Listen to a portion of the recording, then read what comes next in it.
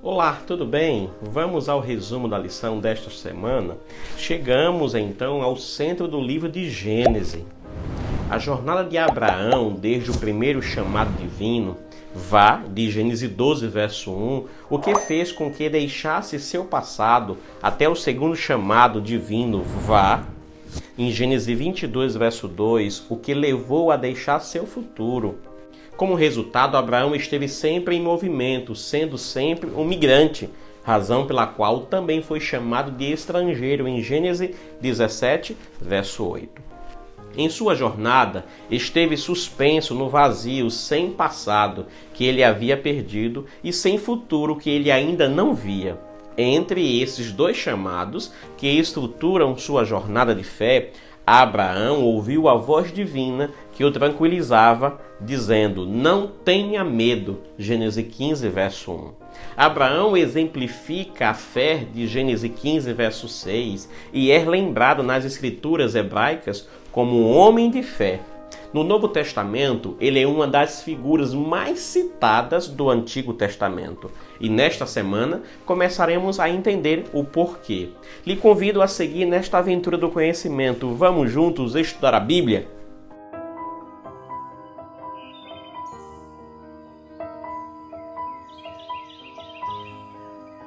Iremos estudar a vida e envolvimento de alguns personagens durante esta semana. São eles: Abrão e seu chamado, Faraó, Ló e Melquisedeque.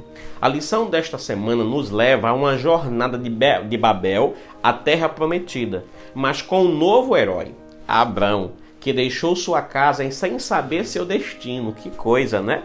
Os primeiros passos de Abrão em direção à terra prometida foram difíceis e um tanto hesitantes. Ele lutou para herdar a terra e quando finalmente chegou a Canaã, não pôde ficar lá porque havia muita fome. Portanto, teve que se mudar para o Egito. Mas Abrão também não pôde se estabelecer no Egito por causa de um conflito com Faraó. Então, foi obrigado a subir para Canaã novamente. Mas mesmo ali, a situação foi complicada. Abrão e seu sobrinho Ló chegaram ao acordo de se separar por causa de uma disputa de terras. Depois, irrompeu uma guerra que envolveu todos os países, o mesmo lugar em que Deus estabeleceu o patriarca.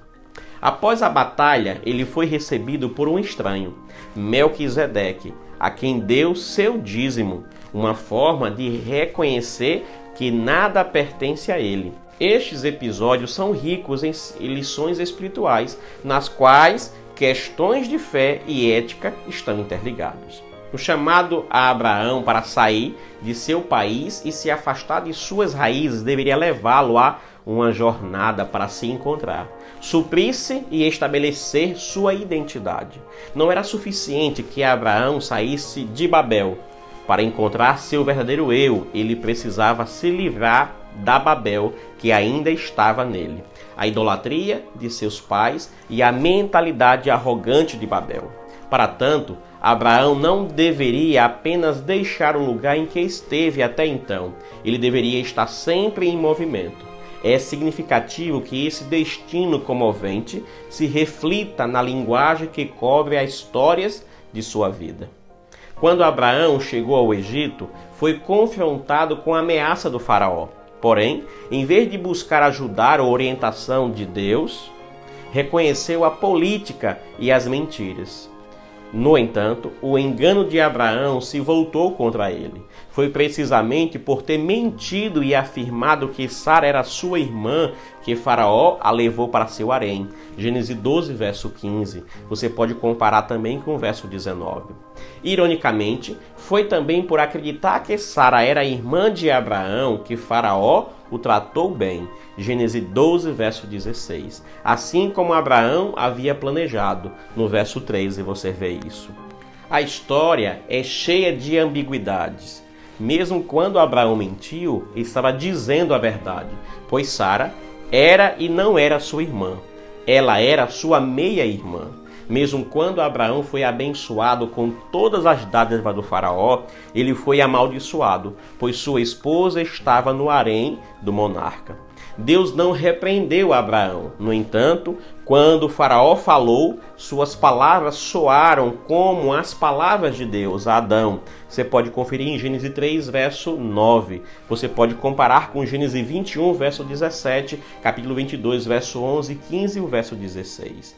Também é interessante que o faraó tenha feito uma série de perguntas, assim como quando Deus a chamou Adão. Gênesis 3, verso 9 e verso 11. O paralelo entre essas duas repreensões sugere que o pecado de Abraão era semelhante ao de Adão.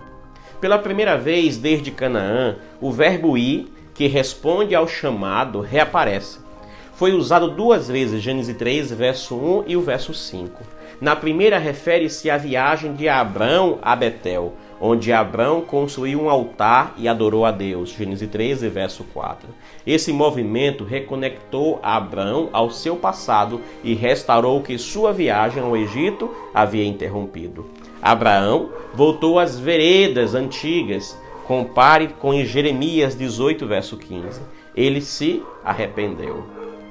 Na segunda vez que o verbo ir é usado, refere-se à ida de Ló. No entanto, ao contrário do movimento de Abrão, a ida de Ló não tem conotação espiritual. Em vez disso, está associada à sua riqueza. Além disso, não é apenas diferente a maneira pela qual eles vão, mas também sua maneira de habitar. Enquanto Abrão relaciona-se sua morada com seu relacionamento com Deus, Ló vê sua morada apenas em conexão consigo mesmo e seus bens materiais. A dificuldade de morarem juntos, Gênesis 13, verso 6, não era meramente o resultado de fatores externos. Tinha a ver essencialmente com as profundas divergências espirituais entre eles. Suas visões de mundo eram irreconciliáveis e, portanto, as tensões entre eles foram inevitáveis. Embora o texto bíblico relate uma contenda entre os pastores, a disputa foi além deles e envolveu questões espirituais. Abrão entendeu então que a separação era a única solução para a paz. Melquisedeque, um rei misterioso, aparece então completamente deslocado no contexto da narrativa. Em primeiro lugar, Melquisedeque vinha da cidade de Salém, o antigo nome de Jerusalém, que não esteve envolvida na guerra. Além disso, o nome Salém, que significa paz, contradiz as atividades de guerra centrais na história até então. Justiça, palavra incluída no nome do rei, se opõe às evocações do mal e da perversidade nos nomes de Bera, rei de Sodoma, e Bissa, na maldade, rei de Gomorra. Melquisedeque é chamado de sacerdote do Deus Altíssimo. Esta é a primeira ocorrência na Bíblia da palavra sacerdote. O sacerdócio de Melquisedeque é anterior ao sacerdócio levítico. O fato de Abrão usar o mesmo título Elion, Deus Altíssimo, para seu Deus em Gênesis capítulo 14, verso 20, associada ao tetagrama sagrado Yahvé, ao nome Deus Altíssimo de Gênesis 14, verso 22. Sugere que Abrão considerava Melquisedeque um sacerdote legítimo do Deus Criador. Embora Melquisedeque pertencesse à comunidade cananeia, Deus o escolheu para ser seu representante entre o povo daquela época. Apesar de sua origem estrangeira, Abraão lhe deu o dízimo e foi abençoado por ele. Além disso, as numerosas referências a Deus, a refeição sagrada do pão e do vinho, a bênção e o hino dirigido a Deus confere à figura cananeia de Melquisedeque um significado espiritual, apontado para além de um simples encontro de reis. Ellen White nos diz as seguintes palavras: quando Deus escolheu Abraão, não foi apenas para ele ser um amigo especial de Deus, mas para ser um instrumento por meio do qual o Senhor pudesse conceder às nações privilégios preciosos e especiais. Ele deveria ser uma luz em meio às trevas morais que o cercavam. E aí, me diga, você gostou deste vídeo? Então lhe espero na próxima semana. Que Deus esteja contigo e que cada dia, cada manhã, sejamos reavivados pela palavra de Deus. Convido você a orar a Deus neste momento. Feche seus olhos. Obrigado, Senhor, por este momento que temos de falar contigo e aprendermos a Tua palavra. Continua iluminando a nossa vida, nossa mente ao estudá-la. Abençoa a nossa família nesta semana. É o que oramos em nome de Jesus. Amém. Que Deus abençoe você em uma maravilhosa semana em família.